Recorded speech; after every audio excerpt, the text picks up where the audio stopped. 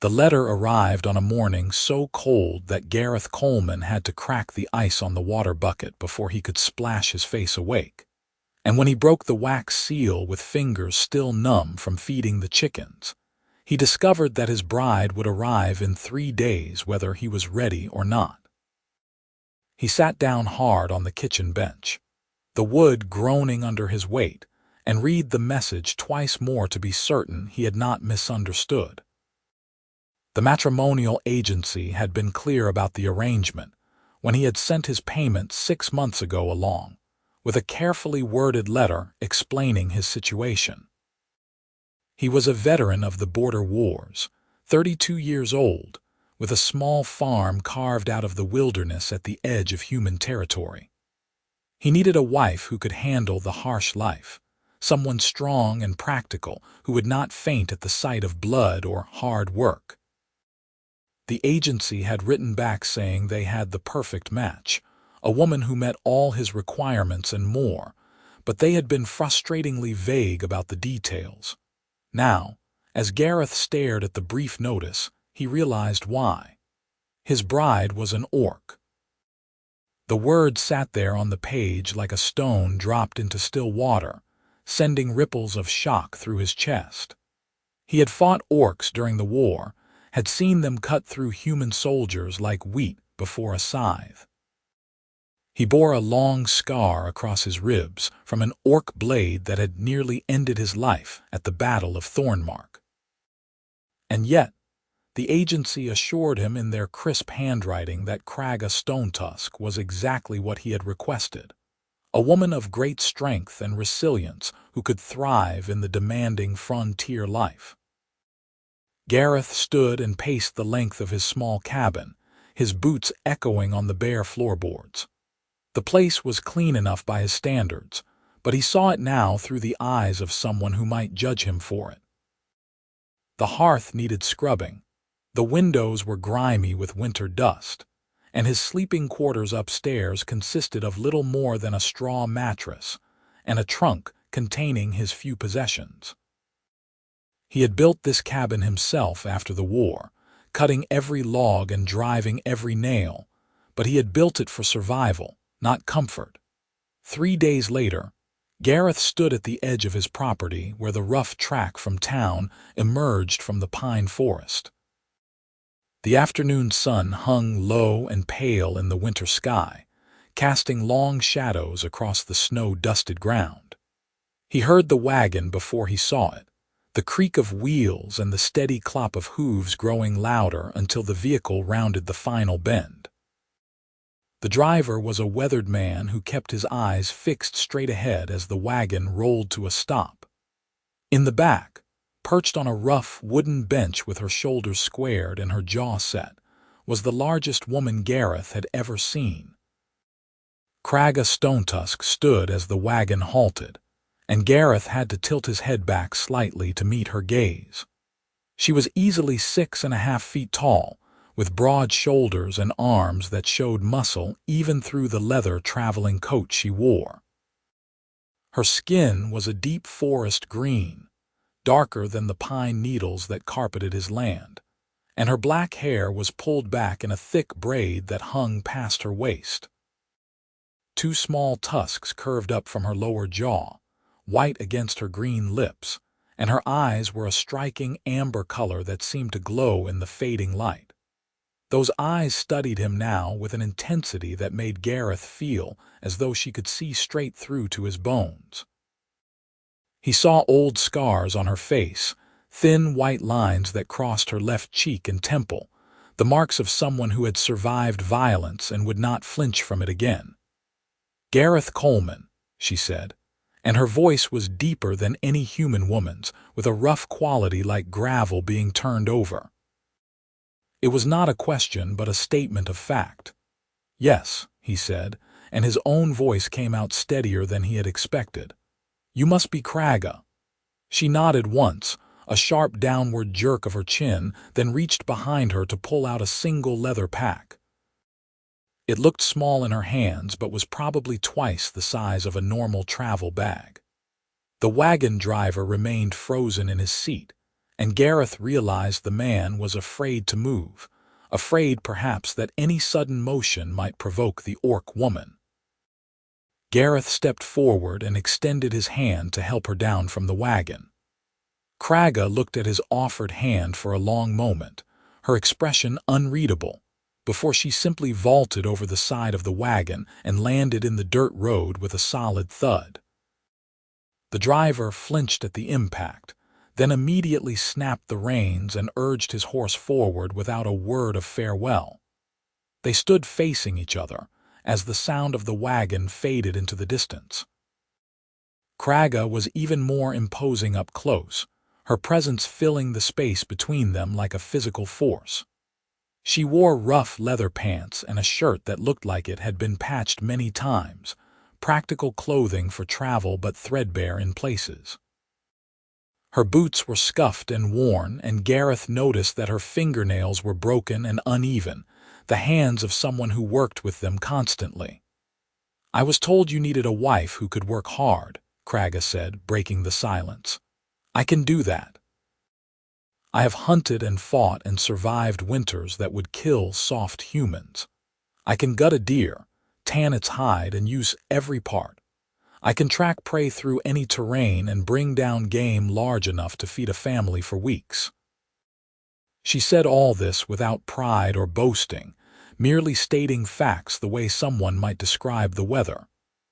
Gareth found himself nodding along, impressed despite his lingering uncertainty about the entire arrangement. "Those are valuable skills out here," he said carefully. "Game is plentiful in these woods, and I have been doing all my own hunting. Having help with that would be welcome." Kragga's eyes narrowed slightly. "The agency said you were a soldier. I can see the truth of it in how you stand, how you watch me. You fought in the border wars." "I did," Gareth admitted. There seemed no point in lying about something so obvious. "I fought orcs.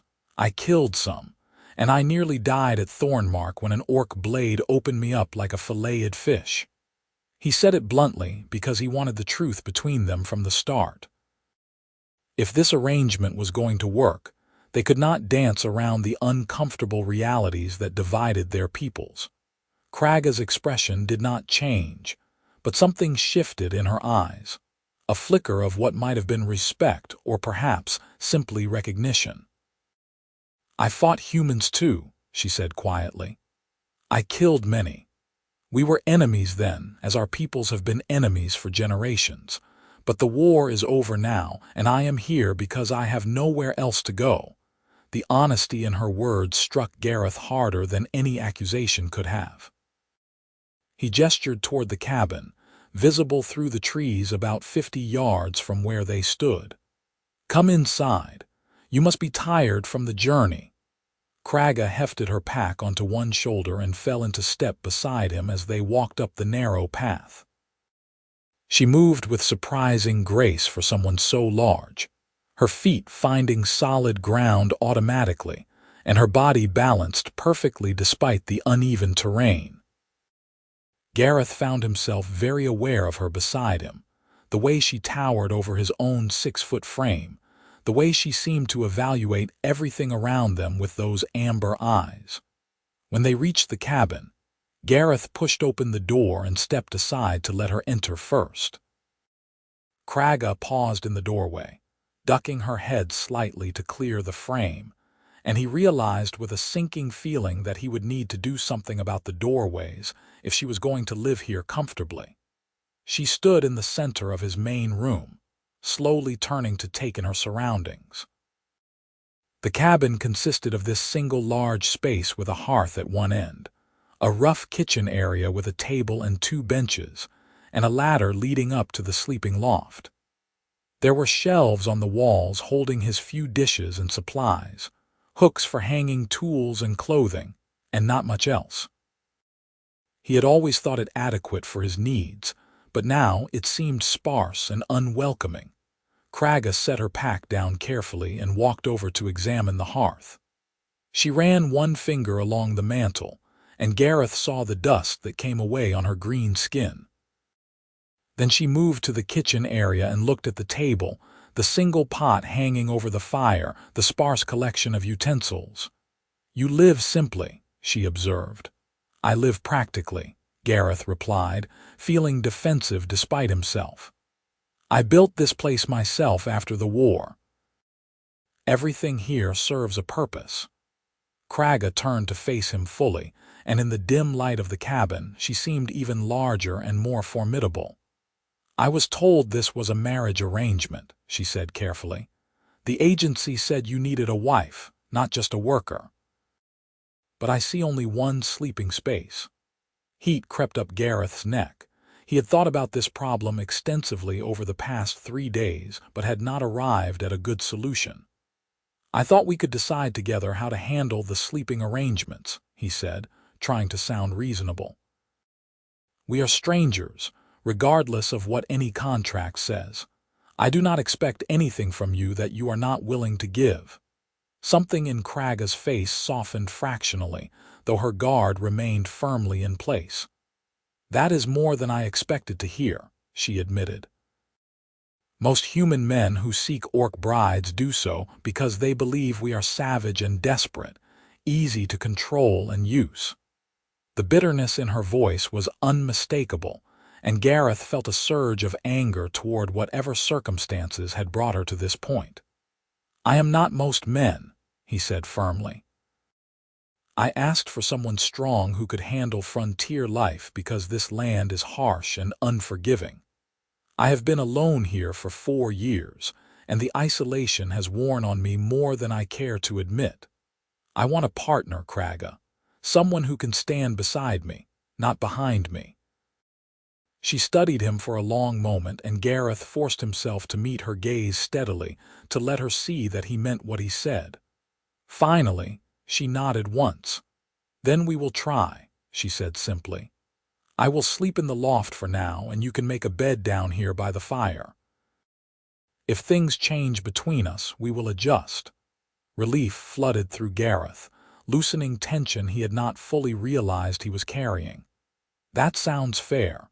Are you hungry? I have venison stew that I made yesterday and bread that is only slightly stale." "I am always hungry," Kragga said, and for the first time the corner of her mouth twitched in what might have been the ghost of a smile. They ate together at the small table, and Gareth was fascinated by the way Kragga approached food. She ate with focused intensity, tearing into the meat with her strong teeth, and using the bread to soak up every drop of gravy. She did not speak while eating, and he got the impression that meals were serious business for her, not social occasions. When she had cleaned her bowl completely, she sat back with a satisfied grunt and finally looked at him again. "That was good," she said. "Simple but well prepared. You know how to cook." "I learned by necessity," Gareth replied. "It was either learn or starve." "Most warriors I knew refused to learn. They said cooking was beneath them, women's work." She said this last part with clear disdain. "Then they would beg for food from those of us who were smart enough to feed ourselves." "I knew men like that too," Gareth agreed. "They usually did not last long once they left the army and had to fend for themselves." They cleaned up together, and Gareth showed Kragga where he kept the water bucket, the wash basin, and the few supplies he had for maintaining the household. He noticed her paying careful attention to everything, memorizing the layout and organization with the same focus she probably applied to memorizing terrain while hunting. As night fell and the temperature dropped, Gareth built up the fire while Kragga retrieved her pack and climbed the ladder to the loft. He heard her moving around up there, the creak of the floorboards under her weight, and then she appeared at the edge of the loft looking down at him. "The mattress up here is too small," she stated. "I will need to make a new one or add to this one significantly." "We can gather fresh straw from the barn tomorrow," Gareth offered, "and I have extra blankets stored in the trunk by the door." Kragga nodded and disappeared again. Gareth made himself a pallet near the fire using the blankets he usually kept for emergencies. then lay down and stared at the ceiling beams. He could hear Kragga settling in above him, the rustle of straw and fabric, and he found himself intensely aware that there was another person in his home for the first time in years. Sleep was slow to come that night. The next morning, Gareth woke to find Kragga already up and standing by the door, dressed in the same clothes from the previous day and looking ready to work. Dawn light was just beginning to creep through the windows, painting everything in shades of gray and blue. "I need to see the rest of your land," she said without preamble. "I need to understand what resources we have, what threats might exist, and where the best hunting grounds are located."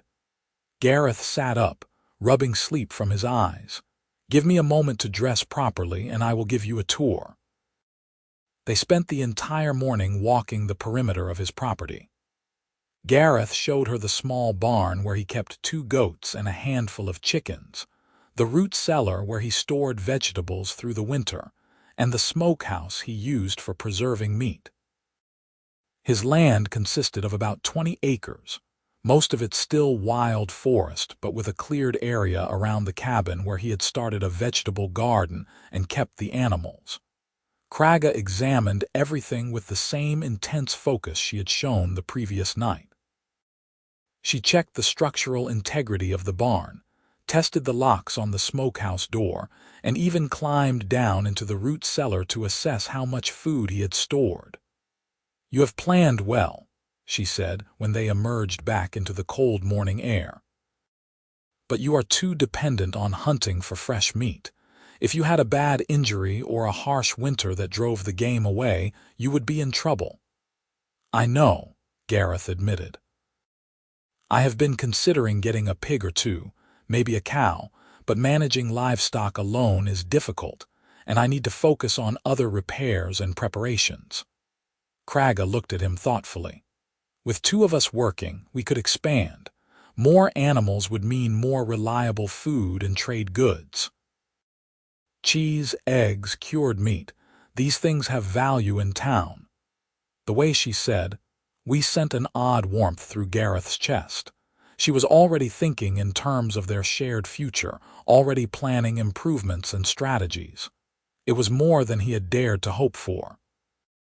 They continued walking, and Kragga pointed out several things he had missed or overlooked. She noticed tracks in the snow that indicated a family of rabbits living near the southern edge of his property, perfect for trapping. She identified several trees that were diseased and should be cut down before they fell and caused damage. And she found a natural spring about a quarter-mile from the cabin that would be useful for collecting fresh water in the summer months. "You know this land better after a single morning than I do after 4 years, Gareth said, only half joking.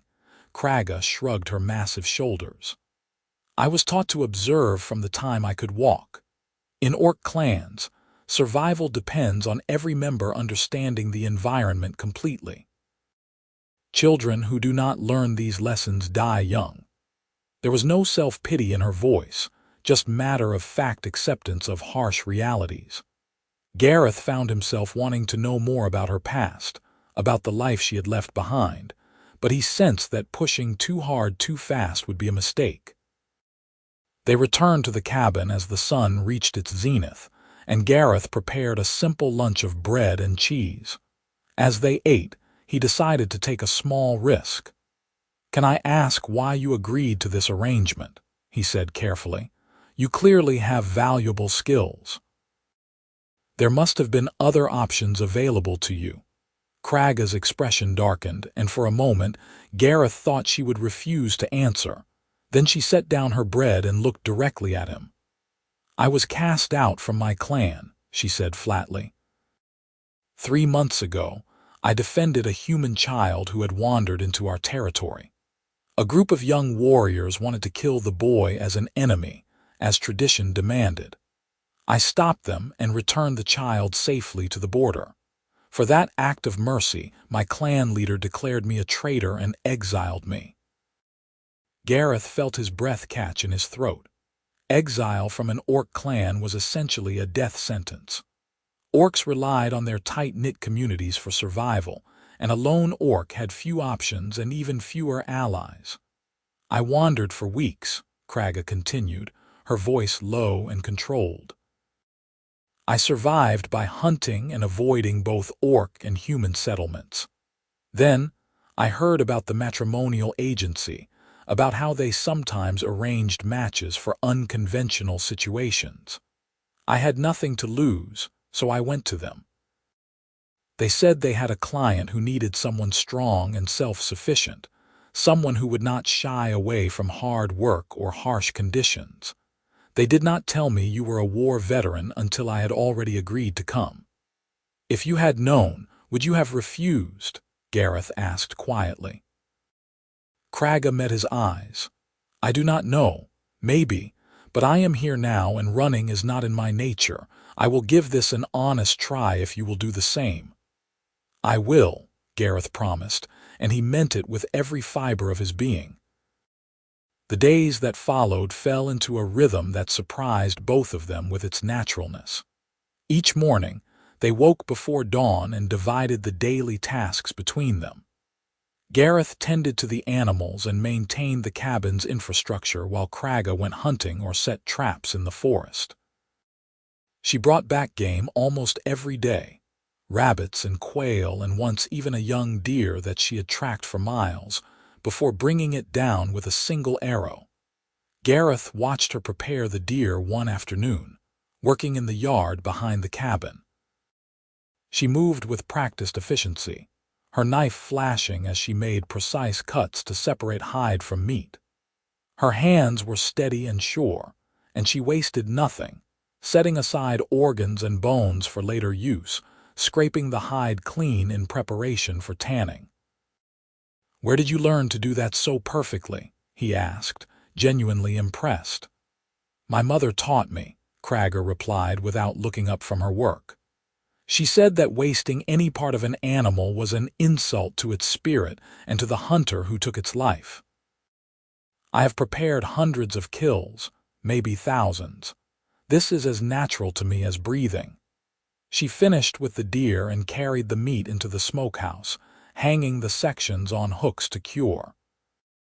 When she emerged, her hands and arms were stained with blood up to the elbows, but her expression was satisfied. "We will eat well for weeks from this," she said. Gareth nodded, then hesitated before speaking again. "I need to go into town tomorrow to trade for supplies. Flour, salt, a few other necessities. Would you want to come with me?" Kragga's expression became guarded. "Will there be trouble if I am seen with you?" "Probably," Gareth admitted. "The people in Millbrook are not friendly toward orcs. But hiding you away feels wrong, like I am ashamed of you and I am not. You are my wife, at least in the eyes of the agency and the law. If we are going to build a life together, people will need to get used to seeing us together." Something shifted in Kragga's face, a subtle softening around her eyes. "You surprise me, Gareth Coleman. Most humans would keep an orc bride locked away like a shameful secret." "I am not most humans," Gareth said, echoing his words from their first night together. "And you are not something to be ashamed of." The next morning they set out for Millbrook just after sunrise. The town was a 2-hour walk through the forest, following a well-worn track that connected the scattered homesteads of the frontier to civilization. Gareth carried an empty pack for the supplies he planned to purchase, and Kragga walked beside him with her hand resting casually on the knife at her belt. The forest was beautiful in the winter light, all snow-draped pines and frozen streams that glittered like crystal. Gareth found himself relaxing despite his concerns about how the town would react to Kragga. There was something peaceful about walking through the woods with her, both of them alert but comfortable in the wilderness. They reached Millbrook around mid-morning, and Gareth felt Kragga tense beside him as they emerged from the tree line and approached the first buildings. The town was small, maybe 300 people, with a main street lined with shops and a handful of side streets where most families lived. There was a general store, a blacksmith, a tavern, and a small church, along with various other businesses catering to the needs of frontier folk. The reaction to their arrival was immediate and unmistakable. People stopped in the middle of conversations to stare. A woman herding two small children immediately pulled them close and hurried in the opposite direction. A man standing outside the blacksmith shop put his hand on his sword hilt and watched them pass with narrowed eyes. Gareth kept his head high and his pace steady, and Kragga matched him step for step, though he could see the tension in the set of her shoulders. They walked straight to the general store, and when Gareth pushed open the door, the proprietor looked up with a welcoming smile that froze on his face the instant he saw Kragga. "Gareth," the man said slowly, his eyes fixed on Kragga. "What is this?" "This is Kragga, my wife," Gareth said calmly. "We are here to purchase supplies." The storekeeper, a thin man named Harold Moss who had always been friendly enough, looked like he had been slapped. "Your wife, Gareth, that is an orc." "I am aware," Gareth replied dryly. "She also has excellent hearing, so perhaps you could address your concerns to both of us instead of speaking about her like she is not standing right here." Harold's face flushed red. "I do not want trouble in my store." "Then do not start any," Gareth said, his voice taking on an edge. "Sell me what I need, and we will be on our way." For a moment he thought Harold might refuse, might order them both out of the store and damn the consequences. Then the storekeeper's eyes flicked to Kragga, taking in her size and the obvious muscle in her arms, and something in his expression shifted from anger to caution. "Fine," Harold muttered. "What do you need?" Gareth rattled off his list, and Harold moved around the store gathering items with jerky, agitated movements. Kragga stood perfectly still near the door, her face an impassive mask, but Gareth could sense the hurt beneath her stoic exterior. When Harold had assembled everything and named a price, Gareth counted out the coins without haggling, though the amount was clearly inflated beyond the usual rates. They left the store and walked back down the main street with their supplies. More people had gathered to watch them now, standing in small clusters and whispering behind their hands. Gareth recognized some of his fellow veterans from the war, men who had fought beside him at Thornmark and other bloody engagements. Their faces showed a mixture of confusion, disgust, and in a few cases pity. They were almost clear of the town when a voice called out behind them. "Coleman, wait!" Gareth turned to see Thomas Gentry, a man he had served with during the final year of the war. Thomas had lost his left arm below the elbow at the Battle of Crow's Ridge, and he wore the empty sleeve pinned up neatly against his shoulder. He hurried toward them with concern written across his face. "Is it true?" Thomas asked when he reached them, slightly out of breath. "You married an orc." "It is true," Gareth confirmed. "Thomas, this is Kragga. Kragga Thomas was my sergeant during the war." Thomas looked at Kragga with an expression Gareth could not quite read, something between curiosity and wariness. "Why?" he asked simply, directing the question to Gareth. "Because I needed a partner who could handle frontier life," Gareth said. "And because she was willing to take a chance on me despite everything that stands between our peoples." Thomas was quiet for a long moment, his eyes moving between them. Then he surprised Gareth by nodding slowly. "You always did your own thing, Coleman. Never cared much what others thought. I suppose that has not changed." "No," Gareth agreed. "It has not." "Well," Thomas said, "I hope it works out for you. God knows frontier life is hard enough without being alone." He nodded to Kragga, a small gesture of acknowledgement, before turning and walking back toward the center of town. They completed the journey home in silence. Kragga said nothing about what had happened in Millbrook, but that night she stayed closer to the fire than usual, and Gareth noticed her staring into the flames with an expression of deep thought. "I am sorry about how they treated you," he said finally, unable to bear the silence any longer. Kragga glanced at him, then shook her head. "Do not apologize for things you did not do. I expected hostility. What I did not expect was for you to defend me so openly, or for that one armed man to show even a hint of acceptance." "Thomas is a good man," Gareth said. "And as for defending you, what choice did I have? You are my wife. Even if this marriage started as a business arrangement, you deserve respect." Kragga's amber eyes reflected the firelight, making them seem to glow from within. "You continue to surprise me, Gareth Coleman. I was told that humans are all the same, that they see orcs as nothing but monsters to be destroyed. But you see me as a person." "You are a person," Gareth said simply. "A complicated, skilled, strong person who happens to have green skin and small tusks. Those things do not make you a monster any more than my scars make me one." Something passed between them in that moment, a deepening of the understanding that had been slowly building over the past weeks. Kragga held his gaze for several heartbeats, then nodded once and returned her attention to the fire. The weeks turned into months, and winter gradually released its grip on the land. Snow melted into mud, and the first green shoots began to appear in the garden plot Gareth had prepared behind the cabin. They worked side by side to prepare for spring planting, turning over soil that had frozen hard during the coldest months and mixing in compost they had been building throughout the winter. Kragga proved to be a tireless worker, capable of hauling loads that would have broken Gareth's back and maintaining her focus for hours at a time without complaint.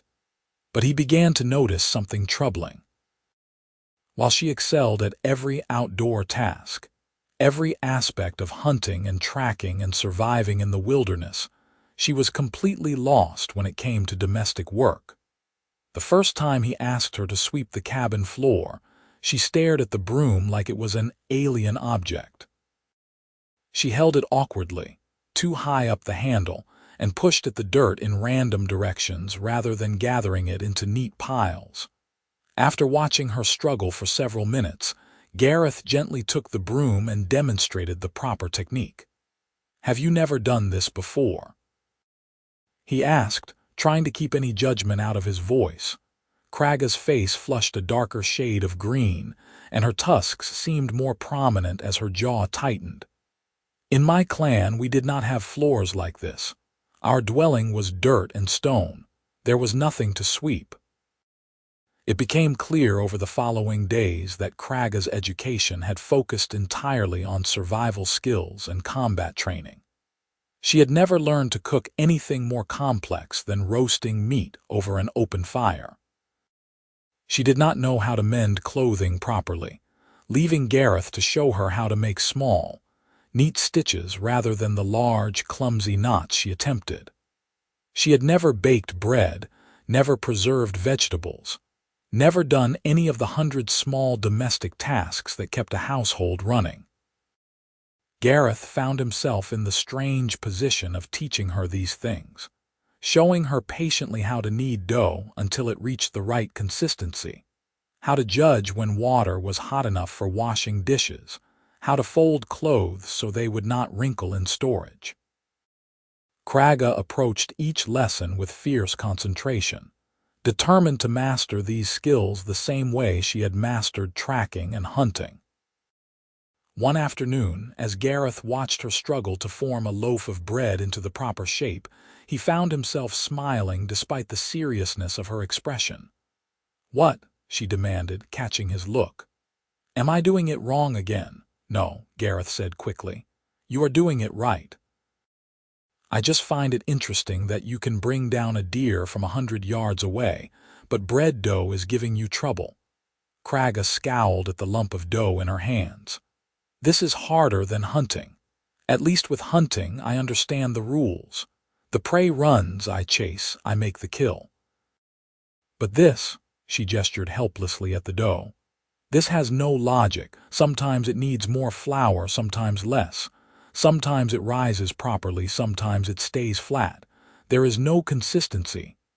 "It takes practice," Gareth said. "Just like everything else, you will get better." "I am not used to being bad at things," Kragga muttered, but there was a hint of humor in her voice now. Spring arrived in full, bringing longer days and warmer temperatures. They planted the garden together, and Gareth was impressed by how quickly Kragga learned which plants needed how much space, which seeds should be planted deep, and which should barely be covered. She had a natural understanding of growing things, even if she had never formally gardened before. They also made the trip to Millbrook twice more to purchase supplies and, on the second trip, to buy 2 young pigs and a dairy cow. The reactions they received in town grew slightly less hostile with each visit, as people apparently adjusted to the idea of the orc woman living on Gareth's property. Or perhaps they simply realized that Kragga posed no threat, that she was not going to suddenly rampage through the town slaughtering innocents. The animals added new dimensions to their daily routine. Kragga took to caring for the pigs with unexpected enthusiasm, building them a proper pen with shelter, and making sure they had fresh water and food every day. The cow, a gentle brown creature they named Bess, required milking twice daily, and Kragga's strong hands proved perfect for the task once Gareth showed her the technique. One evening in late spring, as they sat together finishing dinner, Kragga set down her bowl and looked at Gareth with an expression he had not seen before, something vulnerable beneath her usual stoic mask. "Can I ask you something?" she said quietly. "Of course." "You have been patient with me these past months, teaching me all these things I should already know, never making me feel stupid for my ignorance. Why? Most people would have sent me away by now, declared the arrangement a failure." Gareth considered his answer carefully. "Because you have been patient with me too. Living alone for so long made me forget how to share space with another person, how to consider someone else's needs and wants. You could have demanded more from this arrangement, could have insisted on your rights as a wife, but you gave me time to adjust. It seemed only fair to return that courtesy." Kragga nodded slowly. "I have been thinking about what you said on our first night here, about wanting a partner who could stand beside you rather than behind you. I believe I understand what you meant now. You want an equal, not a servant or a possession." "Yes," Gareth confirmed. "Exactly that. Then I should tell you that I have come to see this place as home," Kragga said, and her voice carried a weight of significance that made Gareth's pulse quicken. "I no longer think of this as a temporary arrangement or a desperate solution to my exile. I think of it as my life now, our life. And I think of you as more than just the human who took me in." Gareth's throat felt tight. "What do you think of me as?" Kragga held his gaze, and in the firelight, her green skin seemed to glow with warmth. "As someone I have come to care for, someone I trust, someone I would fight beside and defend with my life." "I feel the same," Gareth said, the words coming easier than he had expected. "These months with you have been the best I have known since before the war. You have made this place feel less like a shelter and more like a home. And I find myself thinking about you when we are apart, wondering what you are doing, looking forward to when we will be together again." They sat in silence for a moment, the weight of their confessions hanging in the air between them. Then Kragga stood and moved around the table until she was standing directly in front of Gareth. She was so tall that even with him sitting and her standing, they were almost at eye level. "I do not know the proper way to do this," she said softly. "In my clan, courtship rituals were very different from human customs, but I want you to know that I see you, Gareth Coleman. I see your strength and your kindness and your willingness to look past the things that divide us. And I would be honored to be your wife in truth, not just in name. Gareth stood slowly, bringing himself to his full height, though he still had to look up slightly to meet her eyes. "I would be honored to have you as my wife in truth. But I want to do this properly, the way it should have been done from the start." He took both of her large, calloused hands in his, feeling the strength in them and the slight tremor that betrayed her nervousness. "Kragga Stonetusk, will you marry me? Not because of any agency arrangement or legal contract, but because we choose each other freely and with full hearts." Kragga's eyes shimmered with moisture, and for the first time since he had met her, Gareth saw tears threaten to fall.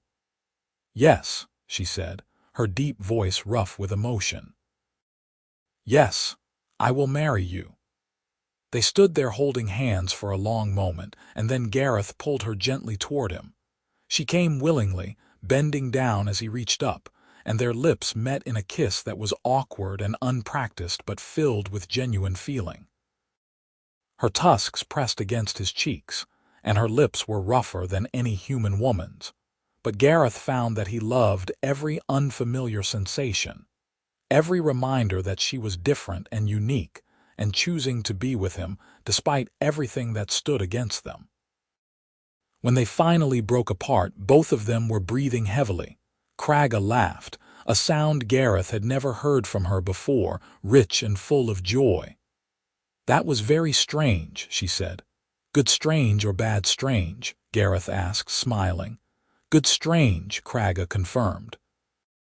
"Definitely good strange." That night, they moved Gareth's sleeping pallet up to the loft, and he lay beside Kragga in the darkness, listening to her breathe and feeling her warmth against his side. It felt natural and right, as though they had been building toward this moment since that first day when she had jumped down from the wagon and landed in the road before him. They made plans to have a proper wedding ceremony, something small and simple but meaningful.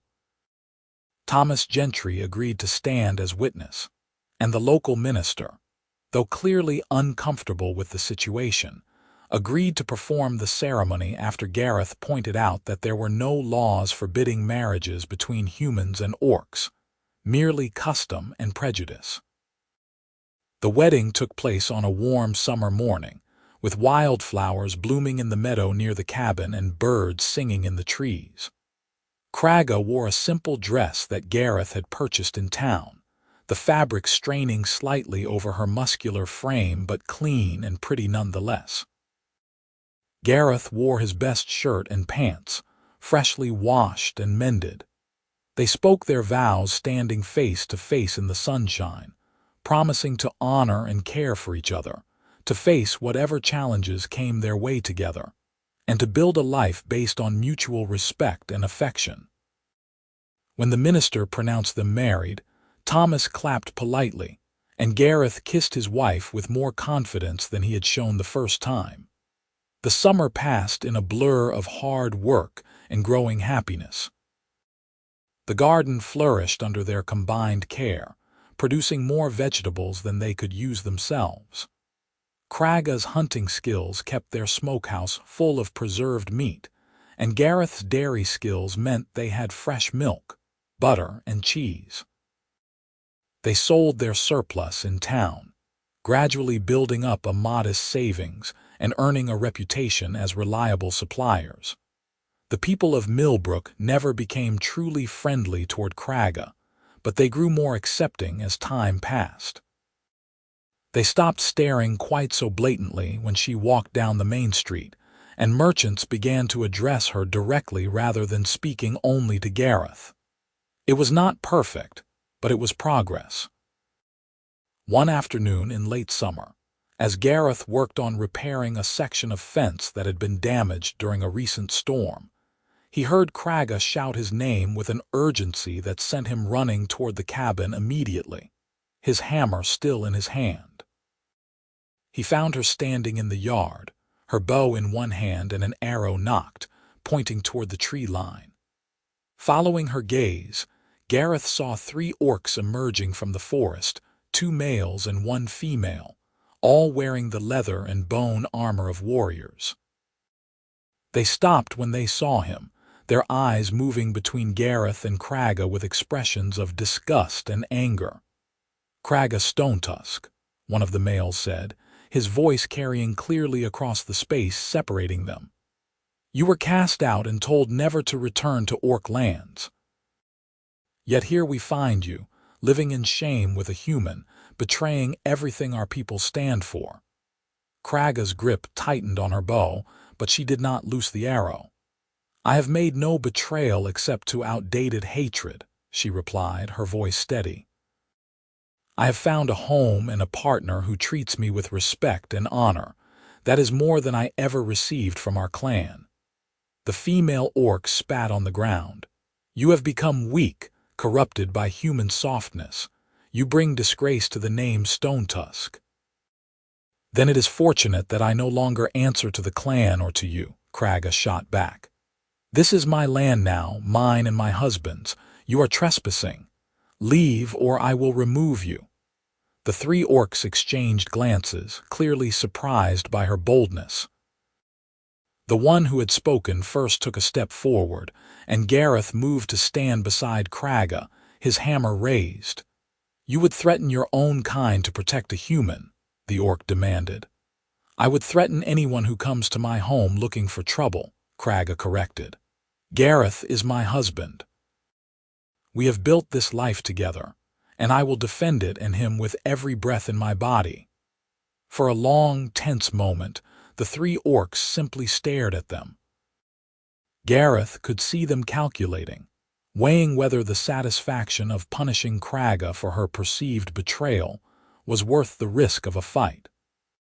Kragga was clearly the best archer present, and she had the advantage of knowing the terrain, while Gareth was an unknown factor, though his war scars and the ease with which he held his hammer suggested he would not be an easy opponent. Finally, the lead orc shook his head in disgust. "You are already dead to us, Kragga Stonetusk. We will not waste our strength on a corpse." He turned to his companions. "Come, this place reeks of human weakness." The three orcs melted back into the forest as silently as they had appeared, and Gareth felt the tension drain out of him in a rush.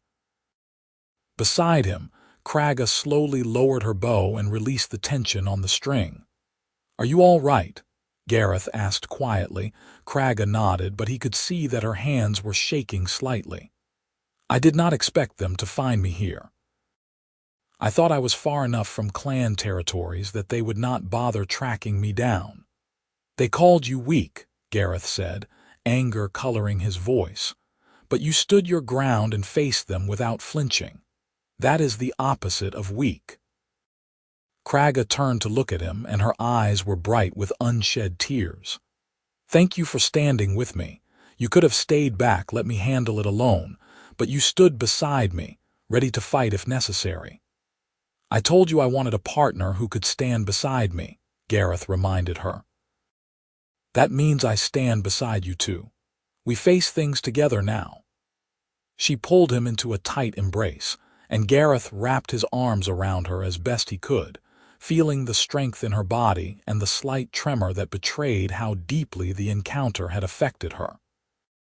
They stood there in the yard for several minutes, holding each other while the shadows lengthened and the birds resumed their singing in the trees. That night, as they lay together in the loft, Kragga told him more about her life before they met.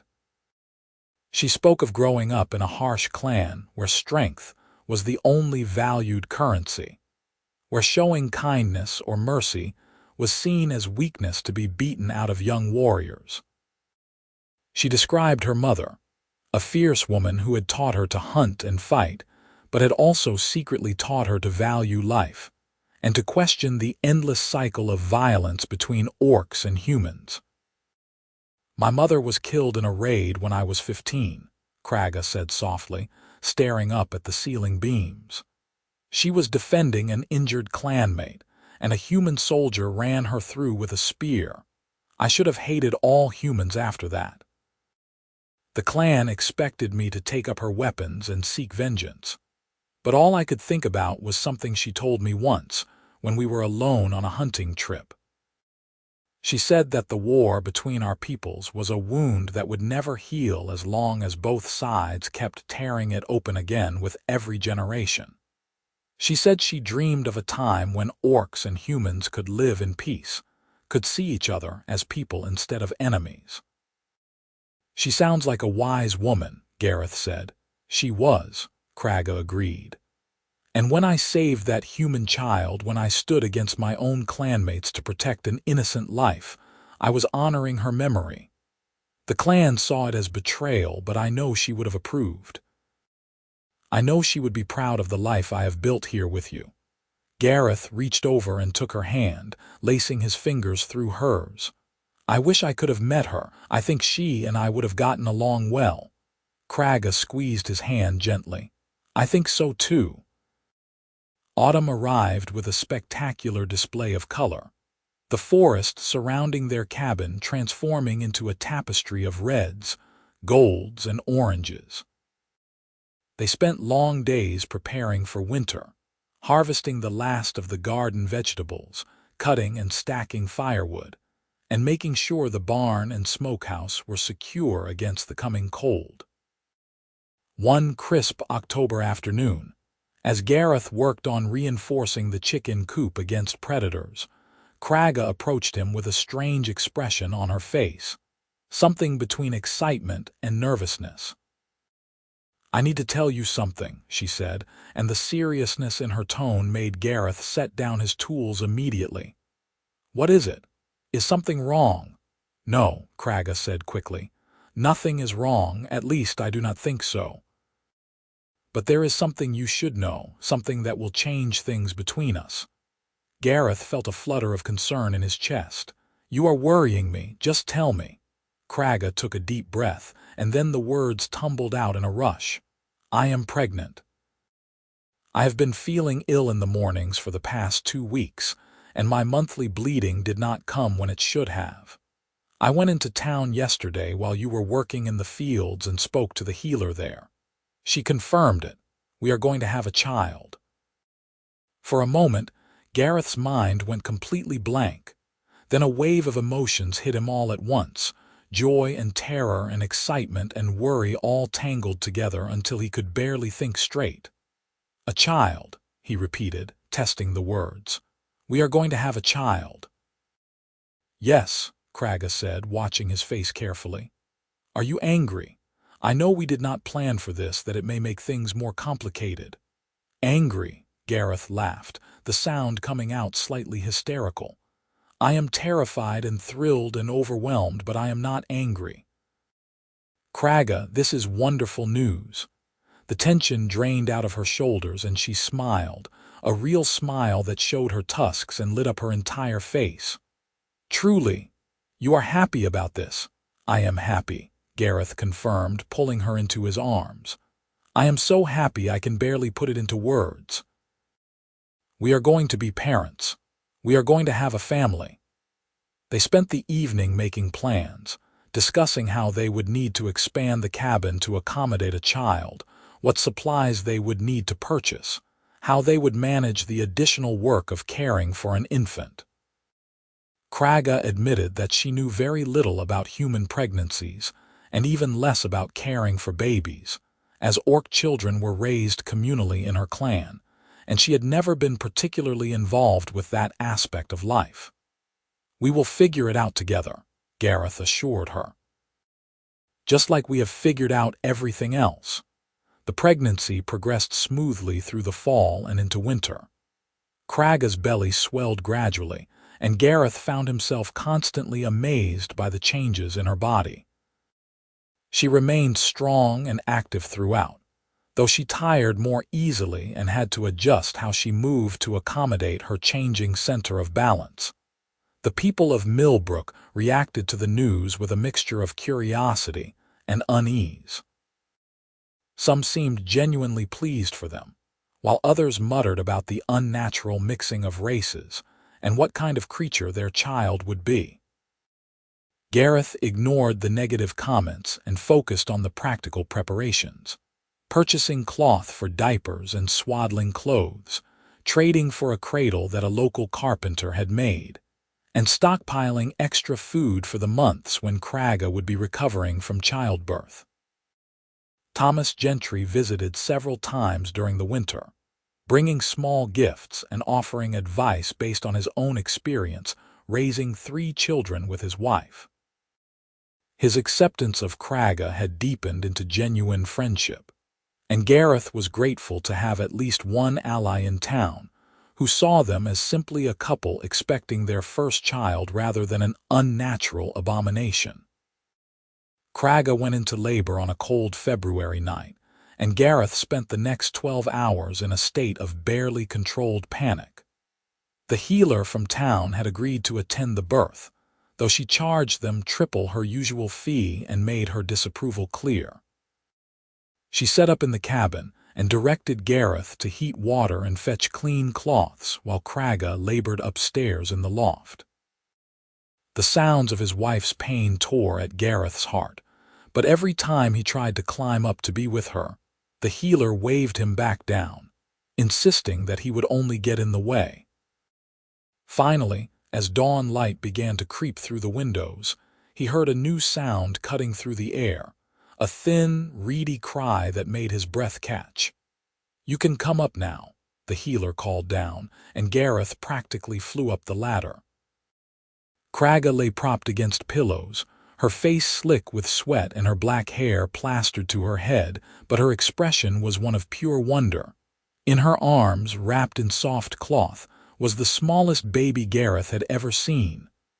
"A boy," Kragga said softly. "We have a son." Gareth moved closer on shaking legs and looked down at his child for the first time.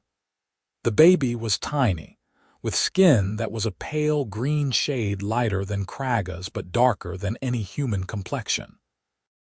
His features were a blend of both parents, with Kragga's pointed ears but a nose and mouth that looked more human. As Gareth watched, the baby opened his eyes, revealing amber irises identical to his mother's. "He is perfect," Gareth breathed. "Kragga, he is absolutely perfect." "He needs a name," Kragga said. "In my clan, children were named based on the circumstances of their birth or the qualities their parents hoped they would possess, but I do not know human naming customs." Gareth thought for a moment, then smiled. "My grandfather's name was Marcus. He was the kindest man I ever knew, always willing to help others and always seeing the best in people. I would like to name our son Marcus, if that is acceptable to you." Kragga considered this, then nodded. "Marcus Coleman. It is a good name, a strong name. May our son grow to embody the qualities of his namesake." The healer finished her work and left, still radiating disapproval but having done her job competently. Gareth brought Kragga food and water, then sat beside her on the edge of the mattress and simply stared at their son, unable to quite believe that this tiny person was real and theirs. The following weeks were exhausting, but filled with a joy Gareth had never experienced before. Marcus was a hungry baby who seemed to wake every few hours demanding to be fed, and both parents took turns walking him around the cabin when he fussed. Kragga healed quickly from the birth, her orc constitution serving her well, though she was more tired than Gareth had ever seen her. Spring arrived again, bringing their first anniversary as a married couple. They celebrated quietly, with Gareth presenting Kragga with a necklace he had commissioned from the blacksmith in town, a simple piece of worked silver shaped like an oak leaf. Kragga gave him a new leather belt she had made herself, tooled with intricate patterns, she said, were traditional orc symbols for home, family, and strength. "One year," Kragga said as they sat together after putting Marcus down to sleep. "1 year ago, I arrived here expecting nothing but another form of exile, another way to survive while waiting for death. Instead, I found a home, a husband, and now a son. You gave me back my life, Gareth." "We gave each other our lives back," Gareth corrected gently. "I was existing before you came, just going through the motions of survival without any real purpose." You gave me a reason to build something lasting, to plan for a future beyond my own limited needs. We saved each other, I think." As if in response to their words, Marcus made a small sound in his sleep, and both parents turned to look at the cradle where their son lay. In that moment, Gareth felt a profound sense of contentment, a certainty that despite all the challenges and prejudices they faced, despite the difficult path that had brought them together, this was exactly where he was meant to be. Summer brought new challenges as Marcus grew rapidly and began to show his mixed heritage more clearly. He was stronger than a human baby of the same age, able to lift his head earlier and grip objects with surprising force. His tusks came in small but unmistakable, tiny white points emerging from his lower jaw. His skin settled into a pale sage-green color that marked him as neither fully human nor fully orc but something in between. When they took him to town for the first time, the reactions were varied and intense. Some people cooed over him the way they would over any baby, seemingly able to look past his unusual appearance to see the innocent child beneath. Others stared with open hostility or turned away with expressions of disgust. One woman actually made a warding gesture as they passed, as though Marcus were some kind of demon. "Let them stare," Kragga said quietly as they walked through the market. "Let them see that our son is beautiful and healthy and loved. Eventually, their hatred will tire them more than it hurts us."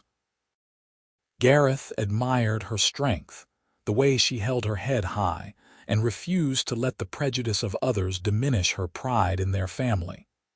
He tried to emulate her example, though he found it harder to ignore the cruel whispers and hostile looks. It was Thomas who came to their defense most vocally. Standing in the middle of the main street one day while Gareth and Kragga were loading supplies into their wagon, he addressed the crowd that had gathered to gawk at the baby. "This is Marcus Coleman," Thomas announced loudly. "Son of Gareth Coleman, who fought beside me in the border wars and saved my life at Crow's Ridge when I lost my arm. Gareth is a good man, a brave man, and he has chosen to build a life with Kragga. That takes more courage than most of you will ever know. So if any of you have something to say about this family, you can say it to me first, and we will see how brave you are when faced with someone who will fight back." The crowd dispersed quickly after that, and though the underlying prejudice remained, people were more careful about expressing it openly. Gareth thanked Thomas profusely, but his friend just shrugged his remaining shoulder. "You stood by your choices when it would have been easier to back down," Thomas said. "That deserves respect. Besides, that boy of yours is pretty cute, green skin and all." As Marcus approached his first birthday, Gareth and Kragga began to discuss their long-term future more seriously. The farm was doing well, producing enough surplus to provide a comfortable income, but they both worried about how their son would be received as he grew older. Would he be accepted by either human or orc communities, or would he always be caught between two worlds, fully belonging to neither? "We need to make sure he knows he is loved and valued exactly as he is," Kragga said one evening as they watched Marcus play with wooden blocks Gareth had carved for him. "He will face challenges we cannot fully protect him from, but if he has a strong foundation of confidence and self-worth, he will be able to weather them." "Agreed," Gareth said, "and we need to teach him about both sides of his heritage. I can teach him about human customs and history, and you can teach him about orc traditions and skills. He deserves to know all of himself, not just the parts that make others comfortable." They celebrated Marcus's first birthday with a small party, inviting Thomas and his family as well as a few of the more friendly neighbors. It was a modest gathering, but it filled the cabin with laughter and warmth. Marcus delighted in smashing a small cake Kragga had baked, getting sticky frosting all over his face and hands while the adults laughed and took turns cleaning him up. That night, after everyone had left and Marcus was asleep in his cradle, Gareth and Kragga stood on the porch of their cabin looking out at the stars. The air was warm and full of the sounds of crickets and night birds, and Gareth felt a deep sense of peace settle over him. "You ever regret it?" he asked quietly. "Agreeing to come here, binding yourself to me in this life." Kragga turned to look at him, and in the moonlight her green skin seemed to shimmer with silver highlights. "Never," she said firmly. "I have found more happiness here than I ever thought possible. You, Marcus, this home we have built together, it is everything I never knew I wanted. What about you? Do you regret your mail-order orc bride who arrived in battle scars?" Gareth smiled and pulled her close, wrapping his arms around her waist. "Not for a single moment. You challenged me and changed me and made me better. Yes, you could gut a deer but had never held a broom, but you learned. And you taught me things too, about strength and courage and looking beyond the surface to see the person underneath. I love you, Kragga Coleman. I love you with everything I am." "I love you too," Kragga replied, bending down to kiss him. "My fierce, kind, stubborn human husband." They stood there on the porch for a long time, holding each other under the stars, and Gareth reflected on the strange journey that had brought them to this moment. A desperate arrangement through a matrimonial agency had become a true partnership, a marriage of equals who had chosen each other against all odds and expectations. The following years brought continued growth and change. Marcus grew into a bright, energetic child who loved exploring the forest with his mother and helping his father with farm chores. He learned to speak both the common human tongue and the rougher, orcish language Kragga taught him in private. His mixed heritage gave him advantages from both sides. The strength and resilience of his mother's people combined with the adaptability and social skills of his father's. Kragga and Gareth expanded their farm, adding more livestock and enlarging the garden. They built a proper barn to replace the small structure they had started with, working side by side to raise the walls and lay the roof.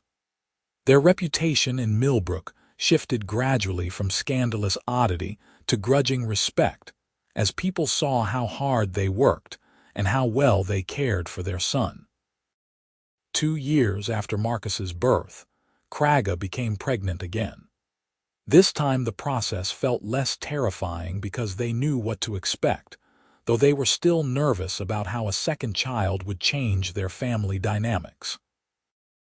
Their daughter was born on a beautiful autumn morning, emerging into the world with a lusty cry that made Marcus giggle from his spot near the hearth where Gareth was keeping him occupied. They named her Emma, after Gareth's mother who had died when he was young. Emma had the same green-tinged skin as her brother but with more human features, her tusks smaller and her ears only slightly pointed. Where Marcus was bold and adventurous, Emma proved to be thoughtful and observant, watching everything with wide amber eyes that missed nothing. Life settled into a comfortable rhythm. The children grew healthy and strong, learning to read and write from Gareth and to hunt and track from Kragga. They helped with farm chores as soon as they were old enough, feeding chickens and collecting eggs and learning to milk the cow. Marcus showed an early talent for working with animals, able to calm even the most skittish creatures with his patient presence. Emma displayed her mother's skill with a bow, her small hands surprisingly steady as she practiced shooting at targets Gareth set up in the yard. The prejudice they faced never fully disappeared, but it became more manageable as their family became a familiar part of the community. Some people remained hostile, refusing to acknowledge them or do business with them, but others slowly warmed to them, especially as Marcus and Emma proved themselves to be polite, hard-working children who bore little resemblance to the savage monsters some humans expected all orcs to be. When Marcus was 7 and Emma was 5, a small group of orc warriors appeared at the edge of their property, just as that first group had years before. But this time, the visit was different. The warriors approached openly, their weapons sheathed, and asked to speak with Kragga. Gareth stood protectively with his children while Kragga went to meet them, but she gestured for him to stay calm. The conversation was conducted in the orc language, too fast and complex for Gareth to follow fully, but he caught enough to understand that these orcs were not from Kragga's old clan. They were scouts from a different tribe, one that had heard rumors of an orc woman living peacefully with humans and raising half-orc children. The meeting lasted nearly an hour, and when the orcs finally left, Kragga returned to her family with a thoughtful expression. What did they want? Gareth asked. They wanted to see if the rumors were true, Kragga explained. Their clan has been reconsidering the old ways, questioning whether the endless cycle of violence between orcs and humans serves any real purpose. They wanted to know if it was truly possible for our peoples to coexist peacefully. I told them about our life here, about how we have built something good despite all the obstacles. They were skeptical but interested. They said they would report back to their clan leaders. Do you think anything will come of it? Gareth asked. Kragga shrugged. I do not know. Change comes slowly to orc clans, and there is great resistance to abandoning traditions even when those traditions bring only suffering. But perhaps we have planted a seed, shown them that another way is possible. That alone is worth something. As the years continued to pass, Gareth and Kragga became something of a symbol in the region, proof that humans and orcs could live together peacefully and build meaningful lives. Their farm prospered, becoming known for producing high-quality meat, dairy, and vegetables. More importantly, their children grew into confident, capable young people who navigated their dual heritage with grace and strength. Other mixed couples began to appear in the area, drawn by the example Kragga and Gareth had set. Some faced even worse prejudice than they had, but others found acceptance more easily, as though each successful mixed family made the next one slightly more acceptable. It was slow progress, measured in individual families and small shifts in attitude rather than sweeping social change, but it was progress nonetheless. One spring evening, when Marcus was 15 and Emma was 13, the family gathered on the porch after a long day of work. The sun was setting, painting the sky in shades of orange and pink, and the air was full of the sweet scent of blooming wildflowers. I have been thinking about something, Marcus said, his voice now deeper than it had been just a year before. When people ask me what I am, whether I am human or orc, I never know how to answer, but I realize today that it does not matter. I am Marcus Coleman, son of Gareth and Kragga, brother to Emma. That is who I am. The rest is just details.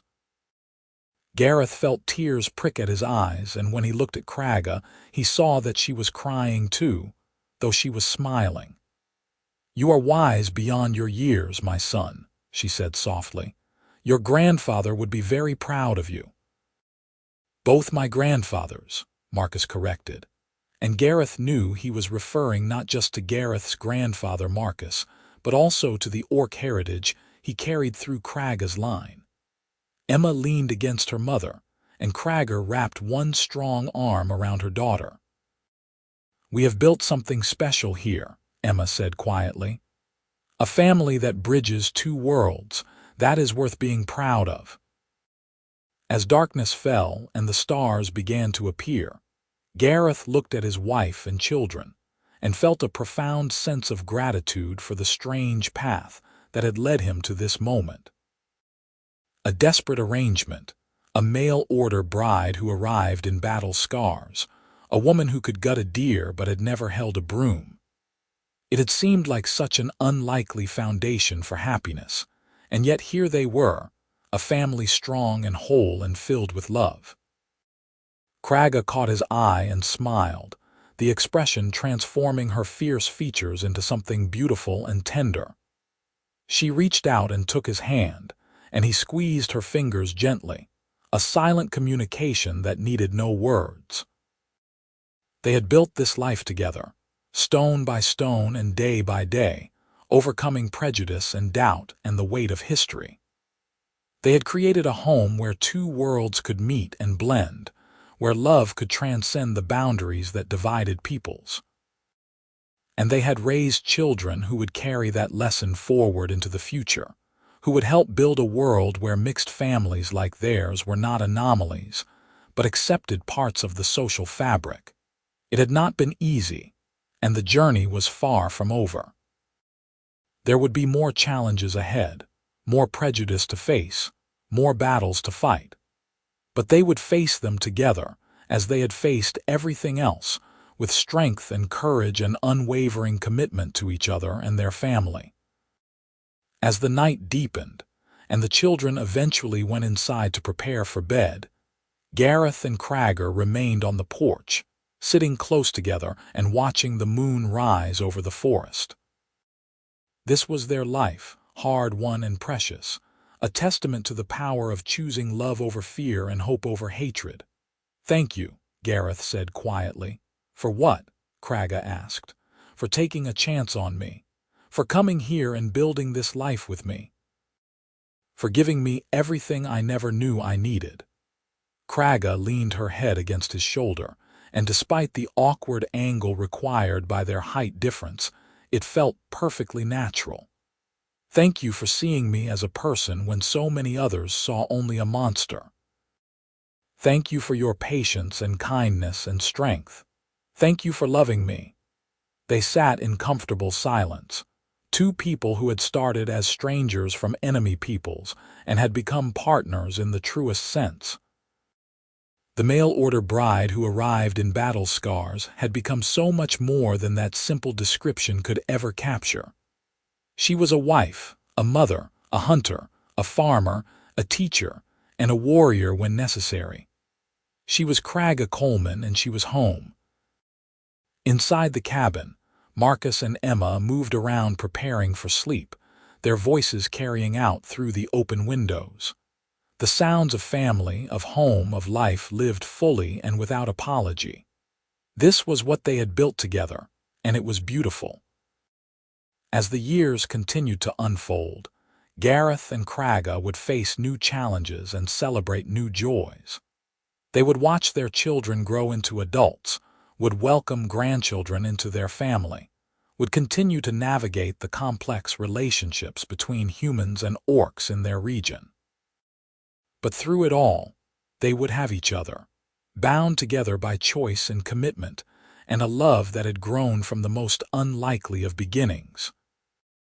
The story that had started with a desperate letter and an uncertain arrival had become a life worth living, a love worth fighting for, and a legacy that would endure long after they were gone. And every day, Gareth thanked whatever force of fate or fortune had brought Kragga to his door, battle-scarred and fierce and utterly perfect.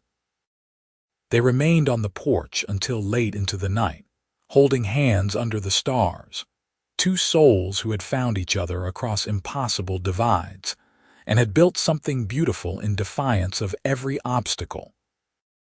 This was their happily ever after, not perfect but real, not easy but worth every struggle, a testament to the transformative power of love and the courage to choose understanding over hatred.